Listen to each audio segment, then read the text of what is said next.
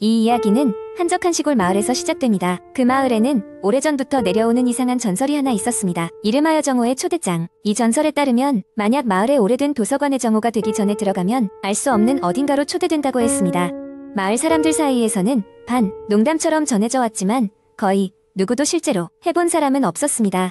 이 도서관은 오랜 역사를 자랑하는 거대한 고풍스러운 건물이었습니다. 낡은 나무 바닥은 걸을 때마다 삐걱거렸고 창문은 언제나 먼지가 쌓여 있어 바깥 풍경이 희미하게 보일 뿐이었죠. 도서관 안에는 손때가 묻은 오래된 책들이 빼곡히 들어차 있었고 여기저기서 잊혀진 서고의 냄새가 풍겼습니다. 주인공인 지수는 이 마을에 여름방학 동안 머물기로 한 대학생이었습니다. 도시에 비해 모든 것이 한적하고 조용해서 지수는 이곳에서 잠시나마 복잡한 생각을 내려놓고 싶었습니다. 하지만 지수는 호기심이 많은 성격이었기에 처음 듣는 전설 이야기에 자연스럽게 귀 기울이게 되었죠. 마을 사람들은 아무렇지 않게 그 얘기를 했지만 지수는 왠지 모르게 그 이야기가 머릿속에서 떠나지 않았습니다. 며칠을 참다가 지수는 결국 결심을 하게 됩니다. 전설이 진짜인지 아닌지 직접 확인해보기로 한 것이죠. 그래서 어느 날 아침 지수는 맑은 날씨와 함께 도서관으로 향했습니다. 긴장감이 감돌았지만 동시에 알 수 없는 설렘도 있었습니다. 정오가 되기 10분 전 도서관에 도착한 지수는 주위를 둘러보고 아무도 없는 걸 확인했습니다. 문을 열고 들어갔을 때 낡은 도서관 특유의 냄새가 코를 찔렀지만 지수는 개의치 않았습니다. 도서관의 한가운데에 서 있는 커다란 시계는 몇 분 뒤에 정오가 될 것을 가리키고 있었죠. 그리고 정오가 되자마자 지수는 자신이 있는 공간이 점점 어두워지는 것을 느꼈습니다. 주위의 책과 서고들이 부드러운 안개 속으로 녹아드는 것처럼 사라져갔습니다. 그리고 얼마 지나지 않아 지수는 낯선 환경 속에 서 있었습니다. 그곳은 거대한 홀 같은 곳이었는데 벽면에는 수많은 그림이 걸려 있었습니다. 가까이 다가가 보니 각각의 그림은 모두 다양한 책의 표지였습니다. 흥미로운 점은 그 그림들이 실제 책처럼 풍부한 이야기를 담고 있는 것처럼 보였다는 것입니다. 그리고 홀의 중앙에는 서로 다른 크기의 문이 무수히 많이 있었습니다. 지수는 그 문들 중 하나가 자신이 원래 있던 도서관으로 돌아갈 수 있는 길일지도 모른다고 생각했습니다. 그런데 문들을 자세히 살펴볼수록 각 문에는 이야기가 걸려있는 그림과 연관된 특정한 주제를 다루고 있다는 것을 알게 되었습니다. 모험, 로맨스, 비극, 공포 등 다양한 주제가 있었습니다. 호기심이 왕성한 지수는 결국 모험이라는 주제가 붙어있는 문을 열기로 했습니다. 문이 열리자 지수가 서 있는 세상은 또다시 변하기 시작했습니다. 그리고 다시 눈을 떴을 때 지수는 끝없는 초원이 펼쳐진 곳에 서 있음을 깨달았습니다. 그 초원의 끝에는 거대한 폭포가 있었고 그 길은 미지의 세계로 이어질 거라고 생각되었습니다. 지수는 이 세계에서 어떤 모험을 하게 될지 기대해 찬마음으로 발걸음을 옮겼습니다. 하지만 문득 자신이 언제 다시 원래 세계로 돌아갈 수 있을지 혹은 돌아갈 수는 있을지에 대한 불안감도 엄습하기 시작했습니다. 그렇게 지수의 긴 여정이 시작되었습니다. 하지만 그 이야기의 끝은 아무도 알 수 없었습니다. 지수의 모험이 계속되는 동안 도서관의 전설은 여전히 마을 사람들 사이에서 속삭임처럼 전해졌고 또 다른 호기심 많은 누군가가 그 전설을 따르게 되기를 기다리고 있었던 것입니다. 두 번째 이야기 한 곡, 인터넷에는 다양한 공포, 썰이 돌아다니곤 합니다. 그 중에서 하나의 이야기를 길게 풀어볼게요. 이 이야기는 어느 늦은 밤 한적한 시골 마을에서 벌어진 신비롭고 섬뜩한 사건에 대한 것입니다. 어느 작은 시골 마을에 은하마을이라는 곳이 있었습니다. 은하마을은 인구가 많지 않고 주로 노인들이 거주하는 조용한 곳이었죠. 이 마을에는 특별한 것이 하나 있었는데 바로 은하산이라는 작은 산이었습니다. 은하산은 그리 높지 않았지만 마을 사람들은 나무가 울창하고 길이 가파른 그곳을 웬만하면 올라가지 않았습니다. 이유는 간단했습니다. 오래전부터 전해 내려오는 이야기 때문이었죠. 은하산에는 오래된 전설이 하나 있었습니다. 그 전설에 따르면 은하산에는 이승과 저승을 연결하는 귀신의 문이 있다고 했습니다. 그곳은 평소 아무 이상이 없지만 매년 음력 7월 보름에만 그 문이 열린다고 했습니다. 그때는 귀신들이 잠시 이승에 올라와 자신들의 한을 풀고 간다는 이야기였습니다. 그래서 마을 사람들은 그 시기가 되면 절대 산에 가지 않았습니다. 그러한 은하 마을에 작은 사건이 하나 발생했습니다. 마을로 이사를 온 젊은 부부가 있었는데 그들은 도시 생활에 지쳐 조용한 은하 마을로 오게 되었죠. 부부는 올곧이 농사를 지으며 평화롭게 지냈고 마을 사람들과도 잘 어울렸습니다. 그런데 부인이 임신을 하게 되었습니다.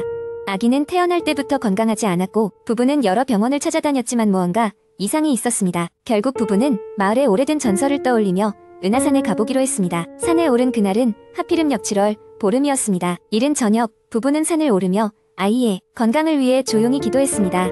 눈물이 맺힌 채로 산 중턱에 도달했을 때 갑작스럽게 안개가 짙어졌고 그들은 길을 잃어버리고 말았죠. 한참을 헤매던 중 이상한 소리가 들리기 시작했습니다. 소리는 점점 가까워졌고 부부는 두려움에 휩싸였습니다. 그때 갑자기 앞쪽 나무 사이로 희미한 불빛이 보였고 그들은 그곳으로 향했습니다.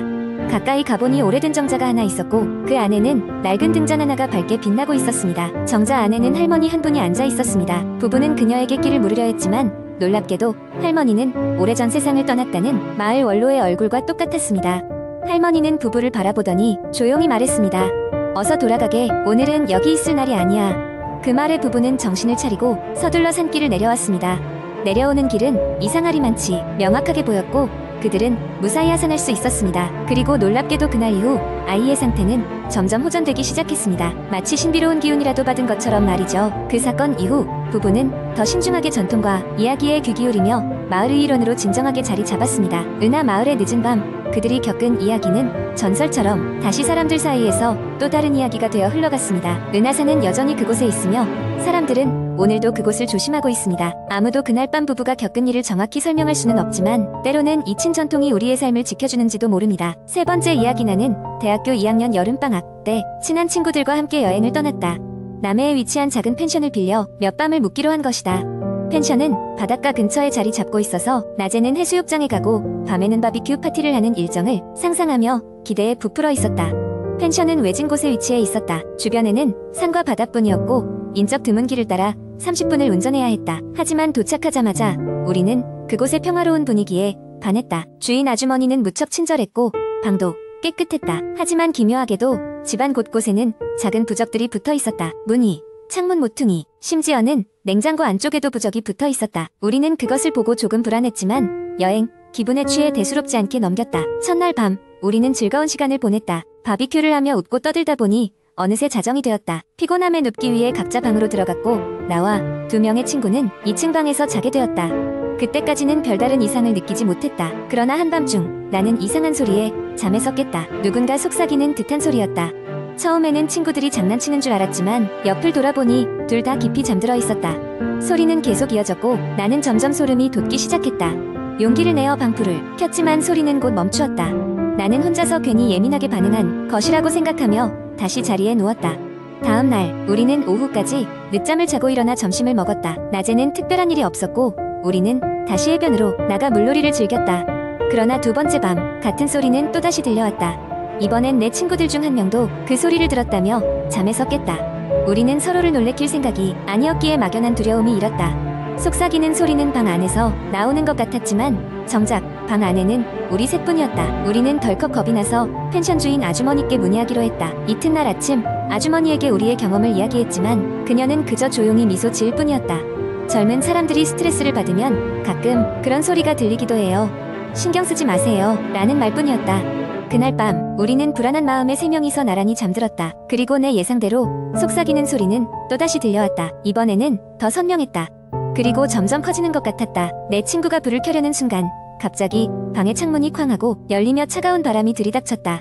모두 쏘스라치게 놀라 불을 켰다. 창문 밖에는 아무것도 없었고 창문이 저절로 열릴 이유도 없었다. 더 이상 참을 수 없어 우리는 짐을 싸서 밤중에 펜션을 나왔다. 다음 날 우리는 그 근처 마을의 한 식당에서 식사를 하다가 그 지역에 오래 사신 한 어르신과 이야기를 나눌 기회가 있었다.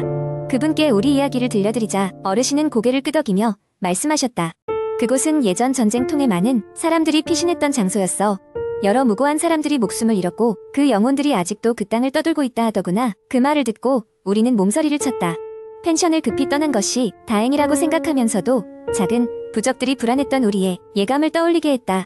다시는 돌아가지 않을 곳이었지만 그 여행의 공포는 오래도록 내 기억 속에 남았다. 때때로 생각나는 그 속삭임은 불길하지만 이제는 그저 이야기일 뿐이라고 나 스스로를 안심시키곤 한다. 이것이 내가 겪었던 가장 소름 끼치는 경험이다.